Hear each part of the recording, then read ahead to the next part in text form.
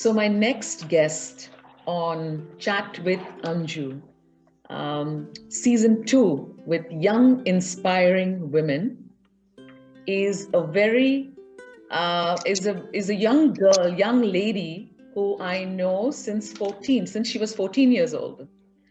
So that's Yvette, and Yvette Miri lives in Lagos right now. Let me just say a little bit about Yvette. Yvette is passionate about technology and media, and she has her experience driving digital transformation at one of Nigeria's largest media institutions, and is now leading a cross-functional team, a seed stage information company that wants to be the Bloomberg of Africa.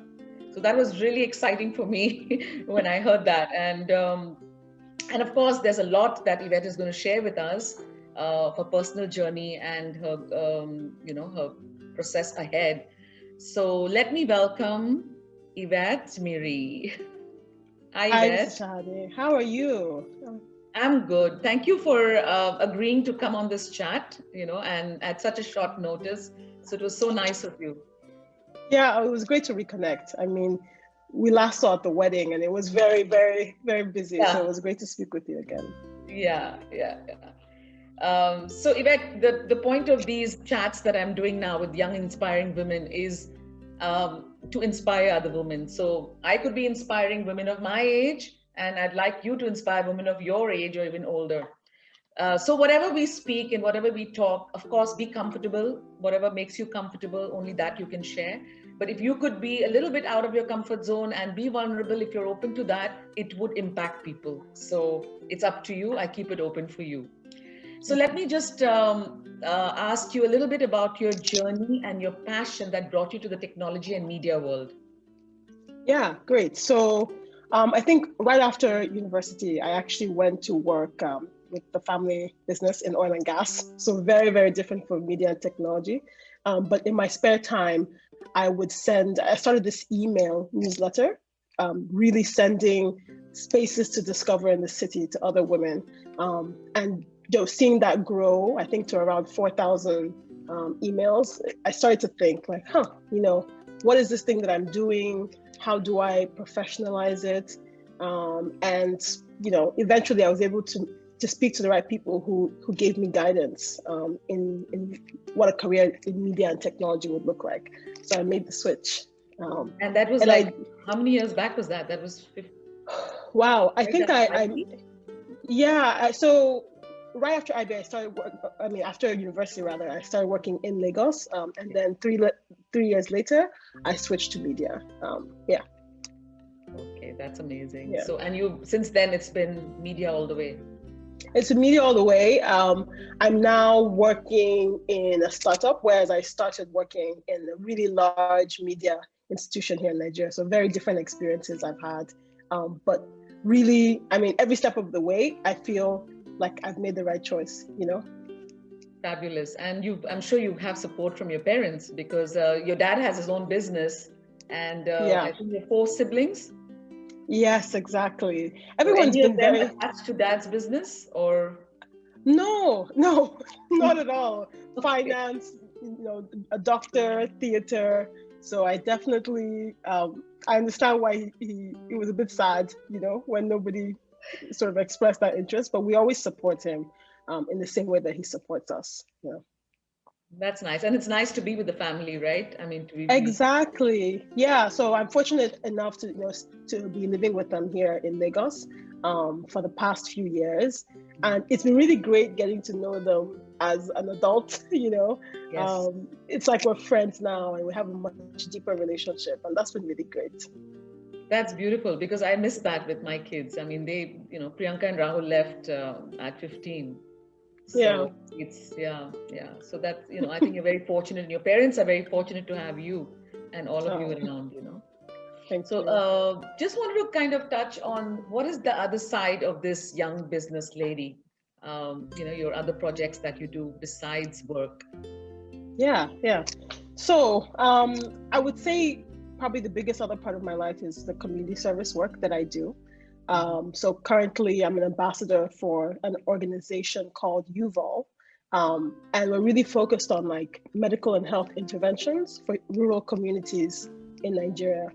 And it's something that a friend of mine started, and I said, she asked me actually if I would join her as an ambassador. I said, of course, So that's really exciting. We've done a few missions in a state called Benue State, which is sort of north of where I am now. In any case, so that's been really exciting, being able to impact people's life on that level. And then I think more generally, I'm also really focused on women. So I've been working with a few organizations here in Lagos who essentially give to women who've been in domestic abuse situations, and just helping them either leave if they need to, or supporting them in any way they can to get help.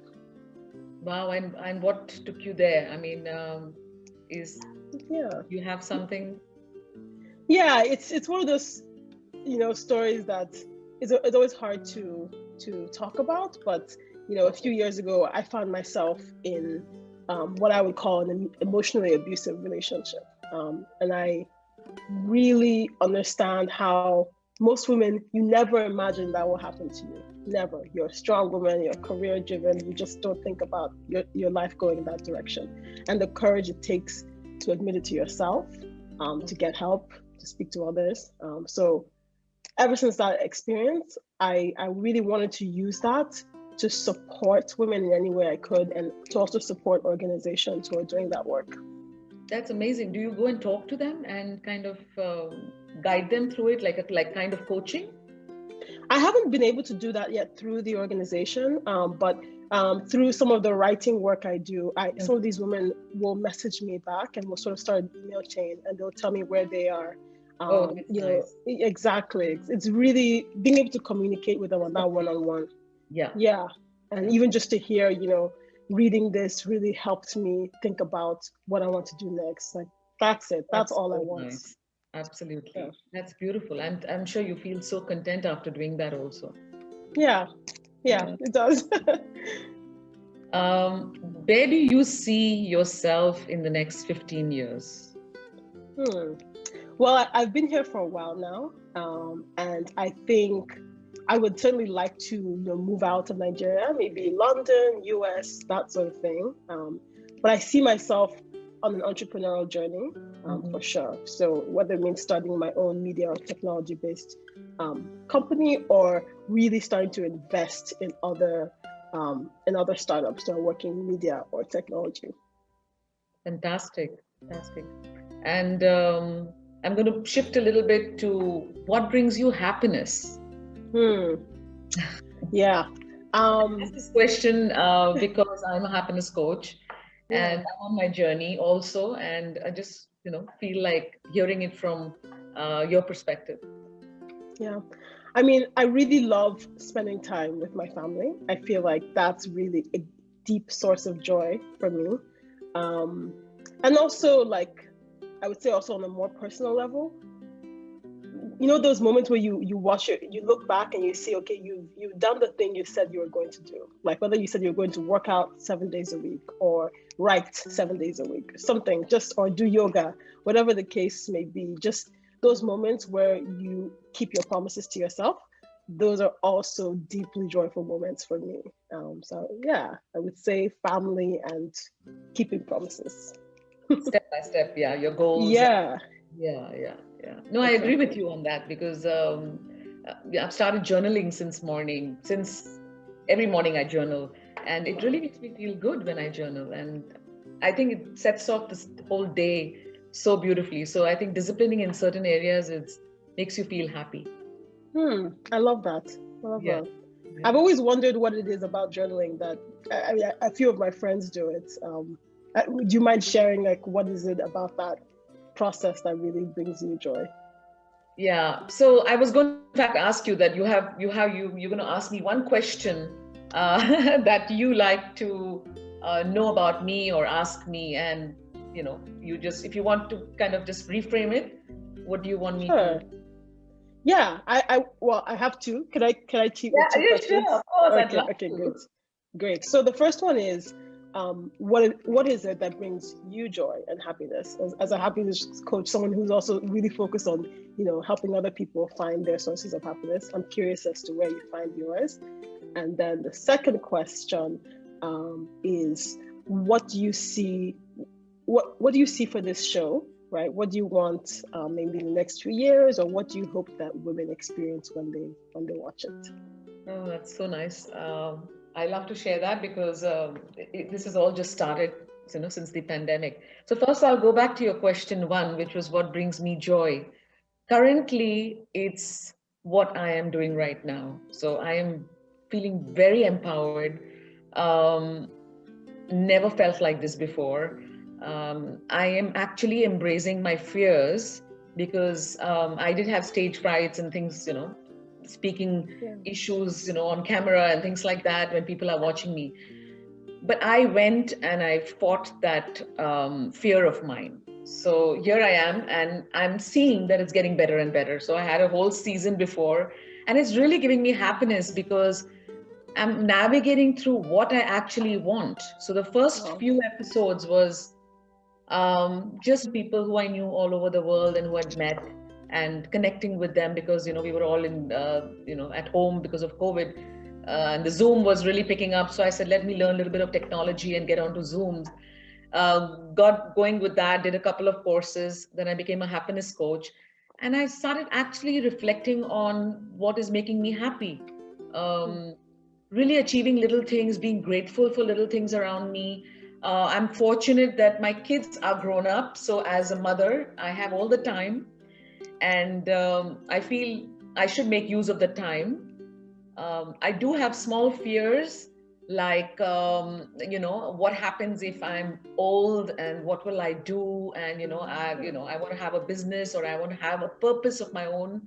And I feel I'm kind of navigating on that right now. I do not want to be a kind of a pressure on my kids, emotionally.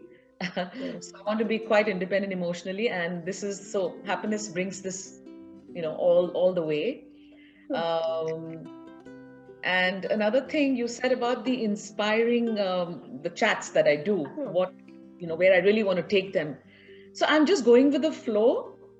I mean, the first series, like I said, was a mix of people, but suddenly I woke up and I said, and those people had a lot of following. So it was like about, wow, Anju's interviewing people with 100,000 followers, and okay. Then I realized it's not about that. It's about content. I want to build content. I'm not happy with just that. So I had to search again for myself because I had a lot of chats from around me, like my kids telling me, oh, it should be like this, it should be like this. I had to switch off from all of that and find my own, what I wanted to do. And then I came on to this. I've always wanted my daughter to join this chat, and she's always pushed me. So this idea came up with, bringing her on this chat. And so I started with the others, and then she might agree to come on. She's got an inspiring story, as you know. Yeah. So I feel there will be young women who will be inspired watching it. And I think they're going to be they're going to be women like me who want to do something, but they can do it without any investment, bring up their talent. And, Zoom is so easy. There's no money involved, and just share and make people happy.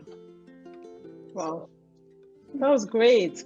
I mean, you mentioned something that I've never heard of before, which is this idea of emotional independence. You should think about that. That's very interesting. I'm more worried about that than even a financial independent. I want to be emotionally dependent on myself. I do not want to be dependent on anybody. I don't want to be a burden on them. And oh, mom's alone. Mom needs me. No, mom's strong. Yeah, I love it. Yeah. Nice. So have you watched this movie, Namaste Wala? I have. Wow, I can't believe you watched it. Oh man, it was a lot of fun. Yeah, that's great. And I love that stories are, traveling so far and wide, right? And like, amazing. Yeah, and it was good. I think it was really nice, and it really portrayed a good image, and the real story, the real truth of what happened. But exactly. So are you looking for an Indian boy now? Well, I was very inspired by that story. We'll do some digging. Anyway, it was lovely chatting with you, and thank you for sharing. Just being so open. That's so important for me, and I really look forward to seeing you soon. I will be sharing this chat, and of course, please, if you have anything you want to share or say something to before we close, like to the other women around there. Nice to hear that. Yeah, I mean, okay, a closing message. I would say it's okay if it takes a long time to find your voice. I think that's fine. And I think that's actually a continuous life process, right? Like there are moments where you feel like you found confidence, you found your voice, and there'll be moments where you feel maybe like you're not there yet. And I think that's fine. I think we grew up a long time with this idea that you have to reach this moment where you're a confident woman. And I think that's an evolving process. Yeah. That's amazing. I absolutely agree with you. Thank you. Thank you so much. Thank you so much. And lots of love. Thank you so much. It was great to chat again.